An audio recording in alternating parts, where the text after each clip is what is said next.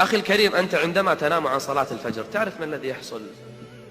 الملائكة صعدت وأرسلت الكشوف، كشوف الأسماء كلها، وفلان غير موجود، فلان ما صلى الفجر يا رب، أين فلان؟ هو أعلم به. قالوا تركناه وهو نائم، أو تركناه وهو يلهو، أو تركناه وهو غافل. كان في عهد محمد عليه الصلاة والسلام عبد الله بن أبي بن سلول يصلي الفجر، رأس المنافقين يصلي الفجر، لكن كيف يصلي؟ كسلان، يتثاقل. لهذا أثقل صلاة على المنافقين ما هي؟ الفجر والعشاء، يصلونها لكن بثقل وبكسل. وانظر إلى من يصلي صلاة الفجر، بعضهم يصلي وهو نائم، أو يصلي وما درى الإمام ماذا قرأ. ما السبب أيها الإخوة؟ انظر إلى المسلمين بعد ساعة أو ساعتين، في الساعة 7 صباحا تزدحم الشوارع وتضطرب الطرق ويصدر الإزعاج. ما الذي حدث؟ خرج الناس من البيوت إلى أين؟ إلى مكان عملهم. سبحان الله، ألم يكن في هذه البيوت أحياء قبل ساعة أو ساعتين؟ أليس في هذه البيوت مسلمون قبل ساعة أو ساعتين يأتون لصلاة الفجر؟ ما تدري كيف تجيب على هذا السؤال. للدنيا خرج الألوف المؤلفة، أما لصلاة الفجر ما خرج في المسجد إلا نصف صف. ما الذي جرى؟ تقول إحدى البنيات، تقول صعدت على سطح لي أنا وأختي، بنيات صغار، تقول في آخر الليل، وما كنا نصعد إلا آخر الليل حياء. انظر للحياء، بنيات صغيرات ما يصعدن إلى سطح المنزل للعب واللهو إلا آخر الليل، حتى حيث لا يراهن أحد. ففي ليلة من الليالي صعدنا، فنزلنا إلى البيت فقلنا يا أماه. قالت الأم وما شأنكن؟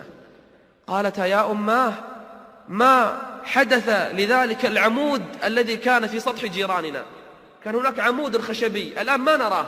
فضحكت الأم فقالت ليس ذاك بعمود، ليس ذاك بعمود. قلنا وما هو؟ قالت ذلك منصور بن المعتمر كان يقوم الليل فمات.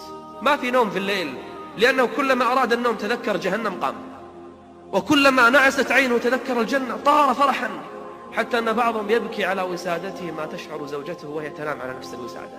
أتعرف أخي الكريم أنك لو صليت الفجر وخرجت من يومك وفي ظلام الليل ولا ترى إلا شخصك يمشي، ولا تسمع إلا قرع نعليك، ولا تنظر يمنة ويسرى إلا ظلك، ما في أحد يمشي غيرك، وأتيت إلى بيت الله لتصلي صلاة الفجر وقد غلبك النعاس، وقد هجرت الفراش، وقد طويت ذلك الفراش لتأتي لله جل وعلا لتركع ركعتين ثم ترجع إلى الفراش، أتعرف ما أجرك؟ يقول عليه الصلاة والسلام من صلى العشاء في جماعة فكأنما قام نصف الليل، ومن صلى الفجر في جماعة فكأنما قام الليل كله. بل أخبر أنه في ذمة الله. أخي الكريم، اسمع لهذا الحديث العظيم الذي أسأل الله عز وجل أن يقذفه في قلبك فتقوم صلاة الفجر. يقول عليه الصلاة والسلام بشر، بشر يعني تعال بشر أولئك. من هم يا رسول الله؟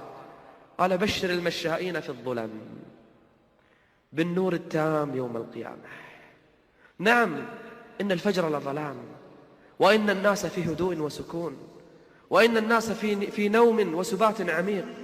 يقوم هذا من نومه ويفتح باب بيته، تكاد تسمع صوتا عليه من آخر الشارع، لأنه لا يمشي غيره، فيمشي ويقرع عليه حتى يأتي إلى بيت الله، فيدخل وقد مضى على الأذان 10 دقائق، وظن المسكين أن الصف الأول قد امتلأ وأنه لن يدرك إلا الصف الثاني أو الثالث، فيدخل فيستغرب ولا يرى إلا المؤذن، فيقول له أصليتم؟ فيقول لا، ولكن لم يأتي أحد. لا حول ولا قوة إلا بالله. اثبت يا عبد الله ولو كنت لوحدك، لا تقل أنام مثل الناس، لا تقل أنا غيري أنامه فقط لوحدي. اسمع، فإن يوم القيامة ظلمة شديدة. هذه الشمس التي تراها تكور والنجوم تتناثر وتنكدر، ويوم القيامة ظلمة في ظلمة، ويوم القيامة ظلمة في ظلمة، ويوم القيامة